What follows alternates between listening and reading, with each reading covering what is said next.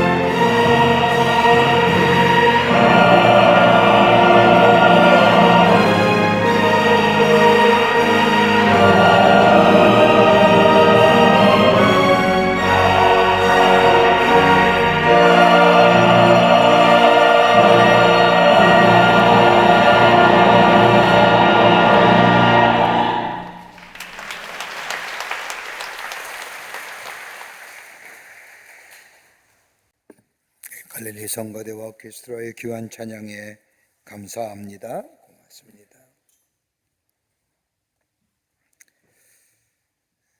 우리의 인생을 보면 대충 살 수 없는 것이 우리네 인생인 것 같습니다. 가만히 돌아보면 무엇 하나 소중한 것이 없을 뿐 아니라 그냥 대충 넘어갈 일이 없습니다. 삶의 여정 가운데 일어나는 일 하나하나에 의미가 담겨져 있을 뿐만 아니라 어떻게 보면 나의 인생에서의 가장 소중한 사건이요 일일 것입니다. 그런데 문제는 사소한 사건이나 일이라 할지라도 어떻게 반응하느냐에 따라서 우리의 인생의 방향이 달라진다는 겁니다. 나 하나쯤이야 이까지 것 이렇게 대충 생각하고 넘어간다면 그 사건과 일은 나에게 아무런 의미나 감격으로 다가오지 않지만 그 사건과 일에 대하여 깊게 생각하고 그 일과 사건에 응답적인 자세로 반응한다면 그 일은, 그 사건은 우리 인생에 있어서의 전환점, 터닝 포인트가 될 수 있다는 겁니다. 그러기에 하나하나가 중요합니다. 1세기에 힐렐이라고 하는 유대인의 랍비가 있었습니다. 그는 어린 시절에 공부를 하고 싶었지만 집이 가난하여 학비가 없어서 학교에 다닐 수가 없었습니다. 그러나 너무나 공부가 하고 싶어서 하루는 학교 지붕에 올라가 굴뚝에다 귀를 대고 저 교실 아래 교실에서 진행되고 있는 강의를 듣습니다. 그러다 너무나 피곤하여 어느샌가 잠이 들었습니다. 때는 추운 겨울날이었고 마침 눈이 내리기 시작했습니다. 그러더니 얼마 후에 잠든 그의 몸을 하얀 눈이 덮고 말았습니다. 아침이 되어 다시 학교가 시작되었는데 그런데 교실 안에 가만히 보니 어느 때보다 어두운 겁니다. 무슨 일인가 싶어서 천장을 보았더니 빛바지 창에 웬 사람이 누워있는 것을 발견하고 쫓아가 올라가 보니 그 속에 힐렐이라는 사람이 눈 속에 어른 모습으로 누워있는 겁니다.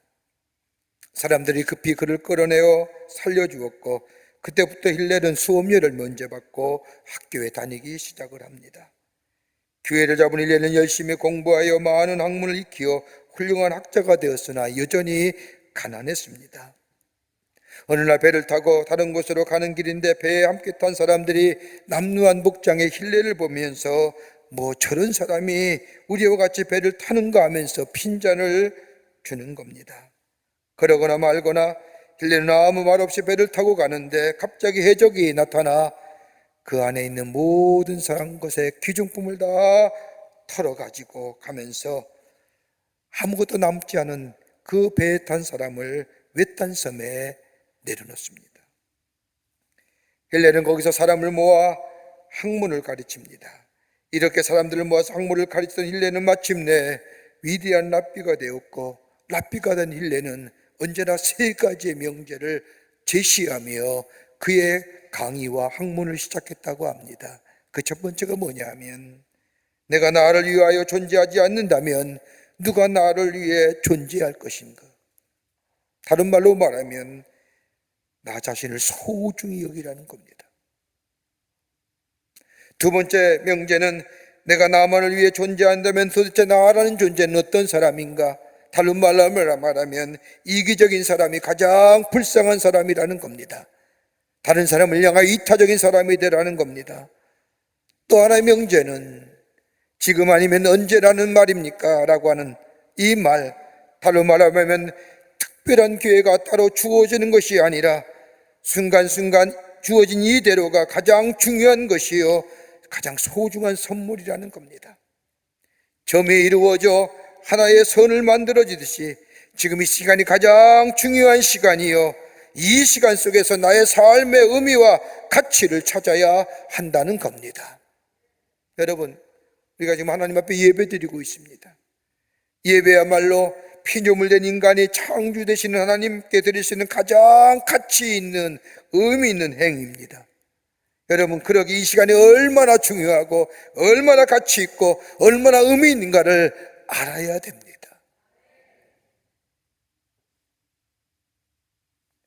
오늘 우리가 읽은 이 본문의 말씀은 우리가 잘 알고 있는 모세가 하나님의 부르심을 받는 장면이 기록된 말씀입니다. 장인 이드로의 양을 떼를 치던 이 모세, 하나님께서는 그를 광야 서쪽으로 인도하여 호렙에 이르게 하십니다. 호렙산에 이른 이 모세, 그곳에서 기이한 광경을 보게 됩니다. 떨기나무에 불이 붙었는데 타질 않고 그냥 활활 타오르기만 하는 겁니다. 기이한 광경을 목격한 모세가 가까이 가서 그 모습을 보려고 할 때에 떨기나무 사이에 하나님의 사자의 음성이 들립니다. 모세야, 모세야, 내가 선 땅은 거룩한 땅이 내 발에서 신을 벗으라 말씀합니다. 그리고는 모세에게 하나님께서 말씀하시기를 나는 내 조상의 하나님이니 아브라함의 하나님이요 이삭의 하나님이요 야곱의 하나님이니라 말하게 됩니다. 이런 음성을 듣는 모세가 하나님 배우기를 두려워하며 얼굴을 가리울 때에 하나님 모세를 에게 명하여 저 애굽에서 압제받는 이스라엘 백성을 구원하여 오늘 여기 성경에 나오는 말씀처럼 하나님의 약속하신 저 아름다운 땅, 광대한 땅, 젖과 꿀이 흐르는 땅, 가나안 족속과 헷 족속과 아모리 족속과 브리스 족속과 휘 족속과 여부스 족속이 거하는 가나안 땅으로 가라고 말씀하십니다. 나이 80의 절망과 좌절 무기력 속에 살던 이 모세, 하나님의 부르심을 받고 하나님의 음성을 듣고 하나님의 약속을 부여잡고 저 이스라엘 백성을 애굽에서 구원하여 하나님의 약속하신 약속의 땅 가나안 땅에 나아가는 하나님의 구속의 역사의 중요한 인물로 아마 모세처럼 쓰임받은 사람이 없을 정도로 귀하게 쓰임받는 인물이 된 것을 보게 됩니다. 하나님 앞에 서는 자, 하나님의 음성을 듣는 자, 하나님의 부르심을 받는 자, 그의 삶에 어떤 역사가 일어나는지요. 우리의 그리스도의 삶에 가장 중요한 것이 어떤 것일까요? 잘 살고 잘 먹고 넉넉하고 풍요롭고 그 삶의 모습이 아니라 내가 얼마나 하나님의 음성에 귀 기울이며 살고 하나님 앞에 서며 하나님의 말씀을 듣고 그 말씀대로 살아가느냐에 따라 우리의 인생의 방향이 달라지며 미래가 달라지는 역사. 오늘 그 말씀을 모세의 부르심을 통하여 우리에게 말씀하고 계십니다. 오늘 본문의 말씀을 통해서 말씀을 함께 나누며 은혜 받기를 원합니다. 첫째는 하나님의 부르심에 응답하는 자, 새로운 존재로 거듭나게 됩니다. 하나님 앞에 선 모세, 그는 이스라엘의 구원을 기다리고 있었습니다. 430년이라는 긴 시간 동안 애굽의 노예 생활하는 이스라엘 민족을 구원하여야 된다는 뜨거운 열정이 이 모세에게 있었습니다. 그런데 오늘 본문의 말씀을 보면 그런데 문제는 나라는 존재는 아니라는 겁니다. 노예 생활하는 자신의 민족에 대한 구원의 열정은 있었지만은 내가 할 일은 아니라고 생각합니다. 엄밀하게 얘기하면 모세는 애굽에서 사람을 죽이고 광야로 도망한 도망자입니다. 사람의 눈을 피하여 운동 생활하는 자입니다. 그런 내가 어떻게 애굽에 가서 노예 생활하는 이스라엘 백성을 구원하여 저 하나님의 약속의 땅, 저 가나안 땅에 나아간다는 것은 역부족입니다. 전혀 상상하지도 못할 일입니다. 이뿐입니까? 오늘 읽은 출애굽기 3장 전후의 말씀을 보면 모세는 광야에 나와 무기력하기가 그지없는 자로서 장인 이드로의 집에 얹혀 사는 사람입니다. 무려 40년의 긴 시간이 흘러 이제 나이 80이나 되었습니다. 아마도 모세는 이렇게 양을 몰고 다니다가 어느 골짜기에 소리 없이 자신의 생이 마감될 것이라고 생각했을 겁니다. 그뿐 아니라 목자의 생활이 40년 동안이나 익숙해졌습니다. 예전에는 불평도 있었고 불만도 있었지만은 이제 불평도 없고 불만도 없을 뿐 아니라 원망의 마음도 사라진 지 오래전 일입니다.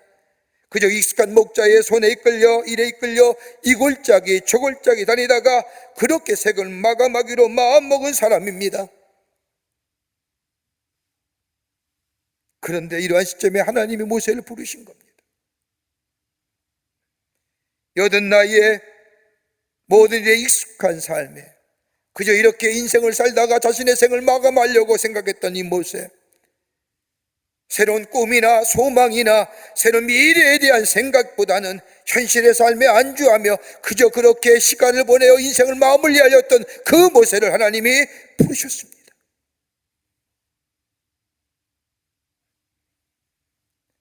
하나님의 부르심을 받은 이 모세, 하나님 앞에 선 모세, 하나님의 음성을 듣는 이 모세, 인생의 아무 의미와 목적 없이 사는 모세, 하나님은 그를 부르시고 만져주실 뿐만 아니라 그를 새롭게 하시며 새로운 목적이 지배하는 인생으로 변하게 하셨습니다. 그러면서 모세는 생각해 보는 거예요. 자신의 지난 80년의 세월들, 그가 하나님을 만나면서 돌이켜 생각해 보니 지난 80년의 시간은 버려진 시간이 아니었음을 하나님을 만나며 주의 음성을 듣는 순간, 새로운 목적이 그의 삶에 지배되는 순간 깨닫게 됩니다. 지나온 시간들 무기명하고 무의미한 시간인 줄 알았는데 하나님의 계획된 시간이고 하나님의 뜻이었고 하나님의 경륜 가운데 있던 시간임을 깨닫게 됩니다.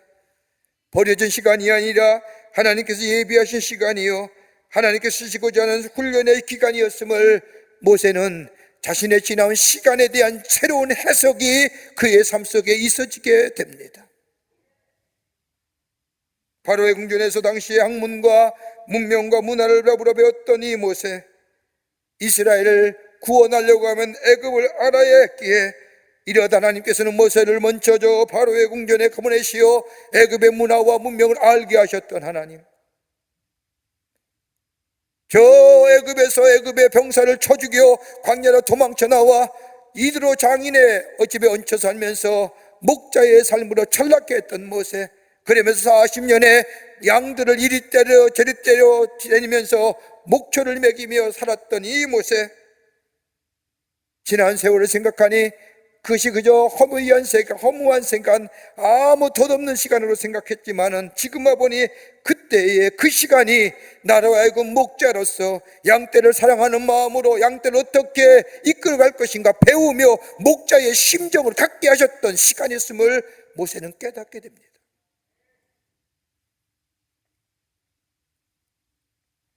여러분, 모세의 삶 가만히 보십시오. 얼마나 교만했던 사람입니까? 혈기가 왕성했던 사람입니다. 교만하기가 이를 데 없던 사람입니다. 그냥 지난 40년 동안의 광야에서의 그의 삶은 철저하게 낮아지는 삶, 겸손을 배웁니다. 낮아짐을 배웁니다. 하나님의 창조의 질서를 배우는 거예요.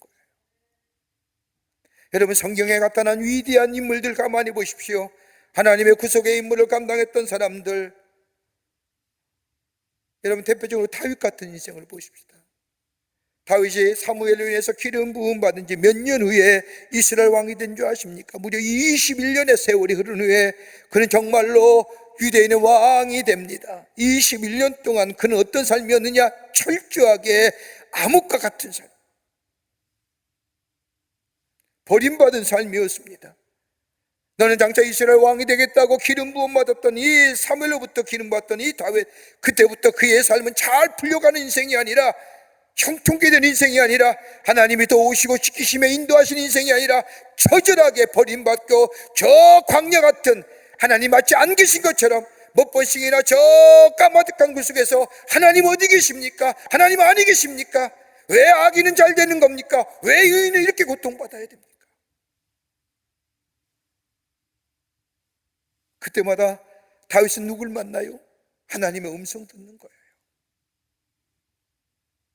하나님 앞에 서는 거예요. 하나님의 말씀을 듣는 거예요. 그 하나님의 음성이 들려올 때, 하나님의 말씀이 들려올 때에 그의 삶의 시간대가 새롭게 해석되는 거예요.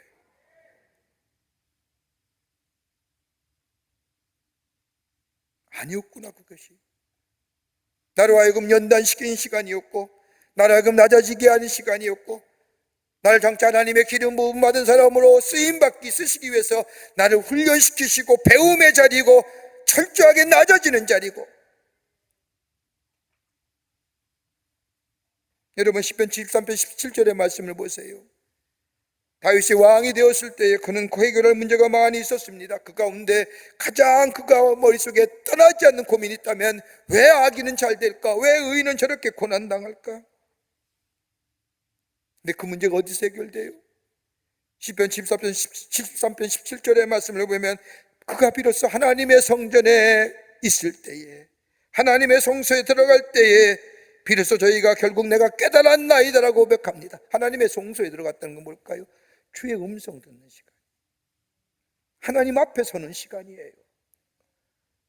하나님의 말씀 앞에 서는 시간이에요.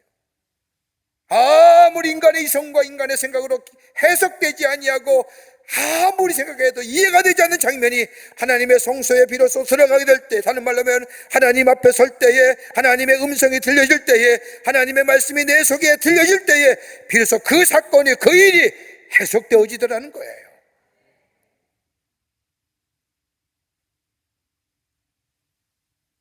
그러면서 다윗이 뭐라고 고백합니까? 그가 아십니다. 그러므로 그가 나를 아신다고 고백합니다. 해석이 되는 거예요. 모세 보십시오. 아무리 생각해도 나는 아닙니다. 나 같은 사람은 무기력하기 짝이 없는 사람입니다. 실패와 좌절의 사람입니다. 아무 성우 없이 그저 하루하루를 살아가는 사람입니다. 인생의 꿈 접은 지 오래입니다. 지난 날도 이렇게 보면 괴로운 일뿐입니다. 이랬던 모세가 하나님 앞에 서며 하나님의 음성을 들으며 하나님의 말씀을 듣는 그의 삶. 지난 날의 사건과 일들이 새롭게 해석되는 거예요. 아하, 그것이 있었기에 오늘 내가 있는구나.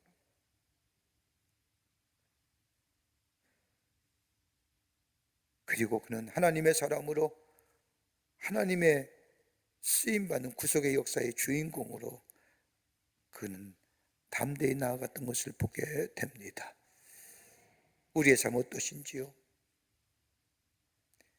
하나님 앞에 서게 될 때에, 하나님의 음성을 듣는 자 될 때에, 주의 말씀을 듣는 자 될 때에 우리의 삶의 세석이 달라질 뿐만 아니라 우리 안에 새로운 존재로서의 하나님의 동행하심과 하나님의 목적하심이 있는, 그리고 하나님의 귀한 역사에 쓰임받는 복된 하나님의 사람이 되는 줄 믿습니다.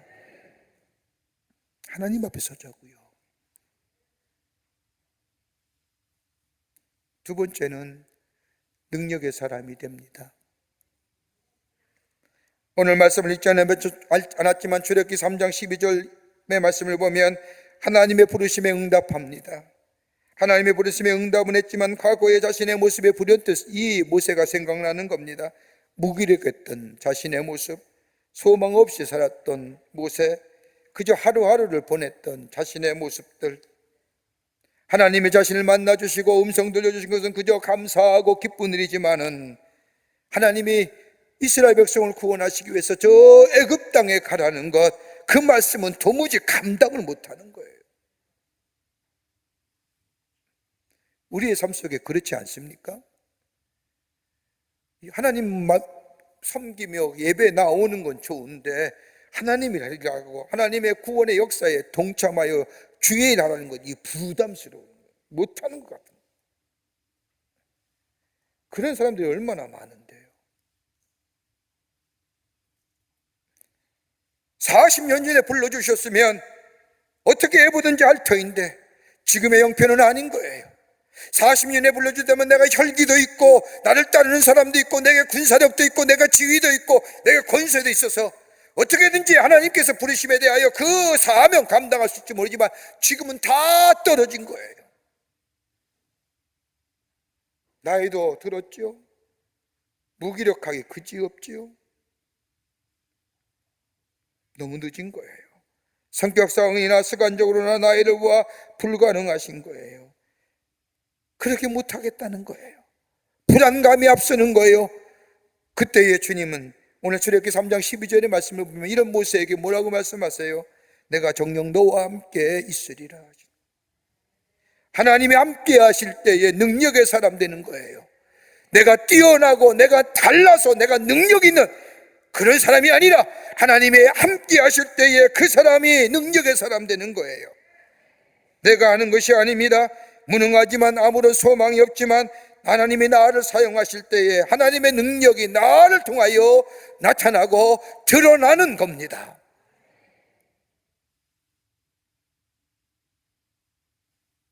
나약함도 아시고요, 죄악도 아세요, 혈기완성한 것도 아세요, 그가 지은 죄도 다 아세요. 부르신 거예요.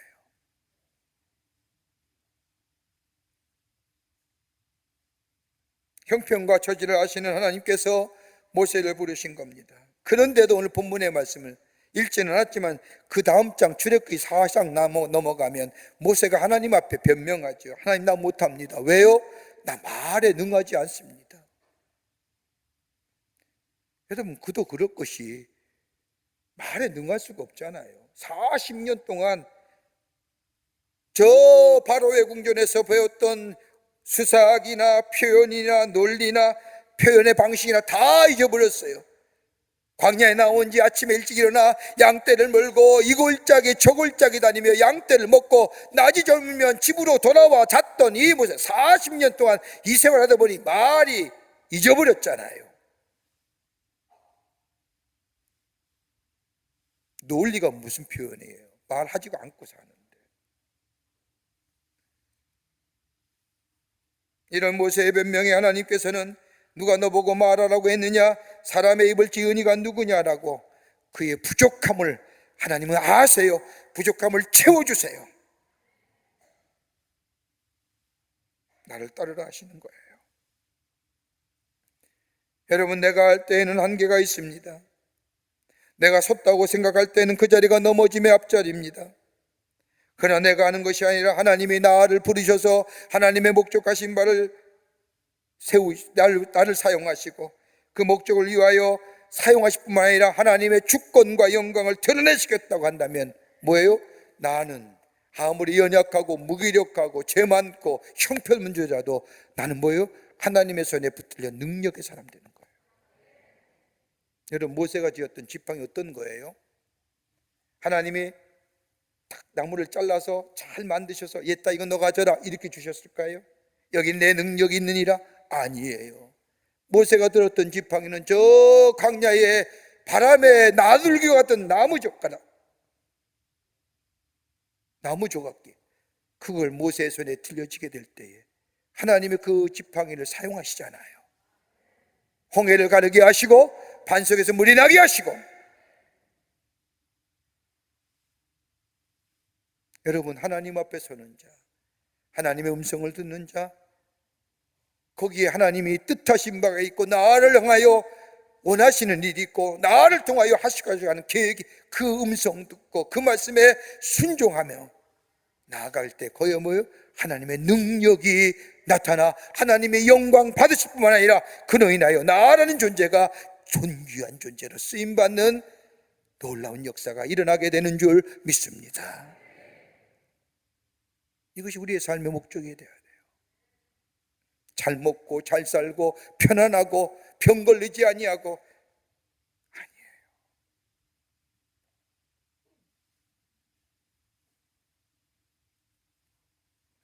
우리가 잘 아는 마더 테레사 수녀가 저 인도의 빈민국에서 일평생 그들의 상처를 싸매주고 아파했던 이 테레사 수녀가 어떤 사람이 찾아와서 묻습니다. 그렇게 힘이 들고 어려운 일들을 하시는데 어떻게 여기까지 오시게 됐습니까? 그자 이 테레사 수녀가 대답하기를 하나님이 보내셨습니다. 그저 순종할 따름입니다. 보내심에 순종했더니 뭐요? 존귀한 자가 되잖아요. 하나님의 능력의 역사가 그를 통하여 나타날 때 그의 삶이 존귀한 자 되는 거예요. 내가 가지고 누리고 있어서 존귀한 자가 아니라 창조되신 하나님이 그 앞에 서서 주의 음성에 내가 순종하게 될 때에 하나님은 그 순종의 모습을 통하여 하나님의 거룩한 역사를 이루어가실 뿐만 아니라 그를 뭐요? 세우셔서 존귀한 자로, 능력 있는 자로 하나님이 사용해 주신다는 거예요. 우리가 그 음성 듣고 사세요? 매일매일 들려오는 주의 음성 앞에 우리가 서고 있느냐 말입니다. 세상의 이야기들, 세상의 소리는 잘 듣고 근심도 하고 걱정도 하고 화나는데 정작 내게 들려온 하나님의 음성에 얼마큼 내가 거기에 책임적인 자리로 섰는지.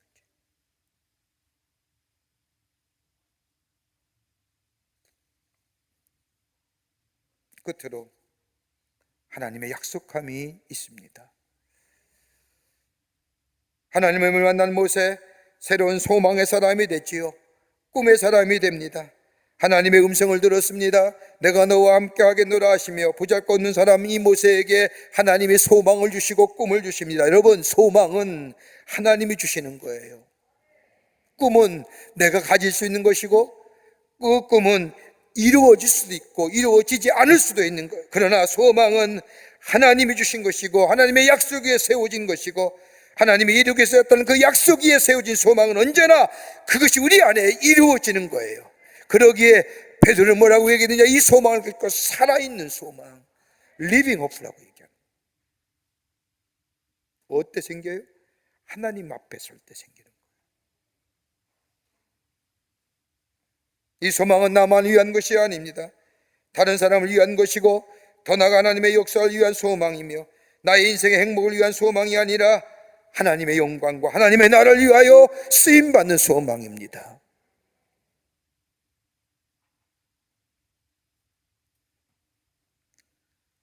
모세에게 소망을 주신 하나님, 모세는 하나님이 함께 하신다는 분명한 믿음 앞위에 하나님의 부르심에 응답하여 하나님의 구속의 역사를 이루어가는 삶으로 나아갑니다. 헨리 블랙컵이라고 하는 목사님이 쓴 책 가운데 스피리추얼 리더십이라고 하는 영적 리더십이라는 책을 보면 어떤 사람이 스피리추얼 리더십, 영적 리더냐, 영적 리더십이 뭐냐 정의하기를 사람들을 움직여 하나님의 일을 하게 하는 것이다. 사람들의 움직여 하나님의 일을 하는 자, 이 리더의 하나님이 일하니까 영적 리더십이죠. 그러면서 네 가지의 것을 얘기합니다. 그러기 위해서는 적어도 이 네 가지 요소가 있어야 된다. 그 하나가 뭐냐? 다름이 아니라 사람들을 움직이는 능력이 있어야 된다. 여러분, 사람들을 강력하게 움직일 수 있는 것이 무엇일까요? 성공한 이야기일까요? 여러분, 성공한 스토리 들으면 감동이 되십니까? 별로일 거예요. 그런데 어떤 거예요? 실패의 경험들, 실패함들은 우리의 마음속에 강한 감동을 주죠. 그보다 더 감동은 그 실패를 어떻게 벗어났는가. 우리의 마음을 움직이게 하는 것은 성공한 이야기보다는 실패를 통하여 일어선 이야기일 겁니다. 다른 사람보다 많은 실패의 경험을 있는 사람만이 다른 사람을 움직일 수 있습니다. 뭐가 있을까요? 공감의 능력이 있잖아요. 여러분, 스탠포드 대학의 행동과학연구소 소장인 그 소장이 얘기하기를 공감의 능력은 얻어지는 것도 아니고 처음부터 가지고 태어나는 것도 아니라는 거예요. 키워가는 거라는 거예요. 공감의 능력은 우리 안에 뇌 속에 공감 능력이라고 하는 머슬 근육이 있는데 내가 쓰면 쓸수록 그 공감의 능력이 향상돼 간다는 거예요. 안 쓰니까 남이 아파도 전혀 아픔을 느끼지 못하죠. 안 쓰니까 다른 사람의 슬픔과 애통함에 전혀 느낌이 없죠. 다른 사람의 실패와 아픔에 함께 공감할 수 있는 자. 왜요? 내가 실패했을게. 내가 해봤기에. 또 하나 어떤 사람이 리더가 되느냐? 하나님의 거룩한 영인 성령께서 함께 하실 때에 다른 사람의 마음을 움직여 하나님의 일을 하게 하게끔 하는 거예요. 사람의 마음을 어떻게 움직여요? 여러분, 사람의 마음을 어떻게 이끌어내요? 하나님의 영이 역사 안 하면 절대 안 돼요. 사람의 마음은 얻기가 쉬워요? 사람의 마음에 동의를 하기가 쉬워요? 더구나 하나님의 일함에 있어서의 모든 사람의 마음을 공감대를 갖기가 쉬워요? 또 하나 또 간다면 하나님 앞에서 책임지는 사람이에요. 다른 사람을 탓하는 사람은 지도자가 아닙니다. 다른 사람에게 핑계 돌리는 자 지도자 아닙니다. 정작 자신이 책임져야 할 때에 침묵하는 자 지도자 아닙니다.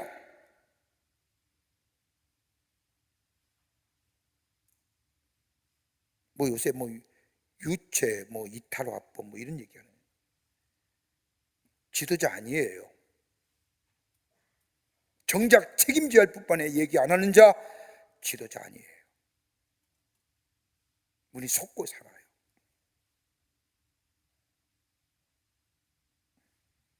다른 사람에게 핑계와 이유를 대는 사람 지도자가 될 수 없습니다.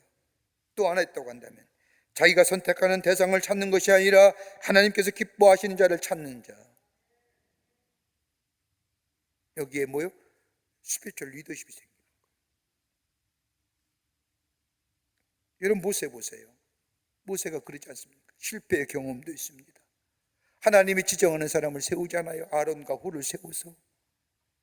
더 나아가 책임지잖아요. 저 이스라엘 백성의 죄악에 대하여 하나님, 저들의 이름을 생명책에 기록하지 말고 나를 지워주세요. 그리고 저들을 길이길이 함께 해주세요. 그래서 우리가 기도할 때마다 하나님, 다음에 지도자는 모세와 같은 지도자를 주시옵소서.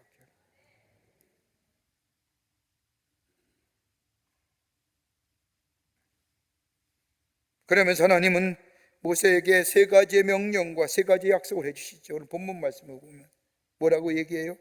내 발에서 신을 벗어라. 신 벗는다는 게 뭐예요? 여러분, 신발의 의미가 어떤 의미일까요? 벗는다는 건 뭐예요? 옛날엔 노예들은 신발이 없었어요.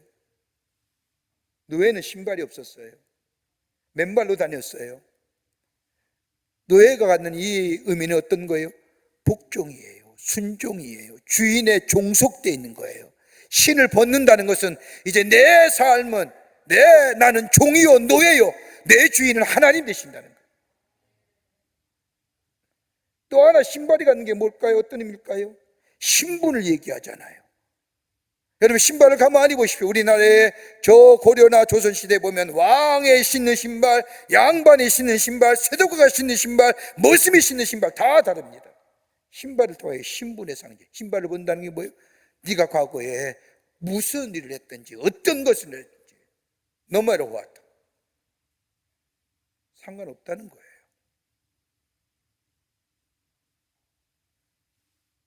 그리고 뭐예요? 나를 믿으라. 그리고 가라. 그러면서 약속하시지요. 내가 너와 함께하리라. 내 지팡이와 함께하리라. 가나안 땅 약속의 땅에 반드시 들어가리라. 어디서 이 놀라운 역사가 일어나요?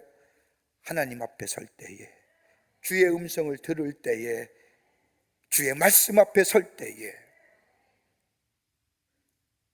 그는 새로운 존재로 하나님의 구속의 역사에 쓰임받는 모세가 되었던 것을 보게 됩니다.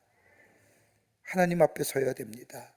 거기에 능력이 있고요, 거기에 새로운 존재로서의 변화가 일어나며 하나님의 구원의 역사를 이루어가는 하나님의 나라의 백성으로 하나님이 영광 받으시고 우리의 삶이 존귀한 자의 인생으로 살아가게 됩니다. 이런 믿음의 사람 되어 주님을 높이며 구별된 자로, 성별된 자로 쓰임받는 여러분과 저와 되시기를 주의 이름으로 축원합니다. 하나님 감사합니다. 저희들 주께서 사랑해 주셔서 하나님의 백성 삼으심에 감사합니다. 주님 앞에 매일매일 서는 자 되게 하여 주셔서 새로운 존재로 하나님의 능력 안에 거하는 자로, 그리고 구별되고 성별한 자로 주님을 높이는 하나님 나라의 백성, 하나님의 귀한 쓰임받는 존재로 살아가게 도와 주시옵소서.